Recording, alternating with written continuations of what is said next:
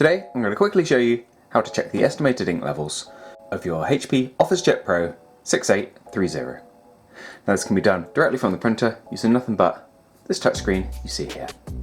This is ever so simple. All we need to do is press this little ink drop you can see on the screen here. And here you've got a visual representation of the magenta, cyan, yellow and black that your printer uses. And all you need to do is press OK to be returned to the main screen. If you're watching this video because of a print quality issue you've been experiencing and you wanted to see if one of the cartridges was running low, on this particular machine it's unlikely that the ink cartridges will ever run out prematurely, so any missing colours are more likely to be a genuine print quality issue, which you can resolve with further troubleshooting, running cleaning cycles and test pages from the machine itself, and we have separate videos for that on our channel too. But that's it for now. Thank you for watching. If you found this useful, please do let us know with a like. If there's anything else we can help with, please do let us know down in the comments. Otherwise, thank you for watching, and we'll see you next time.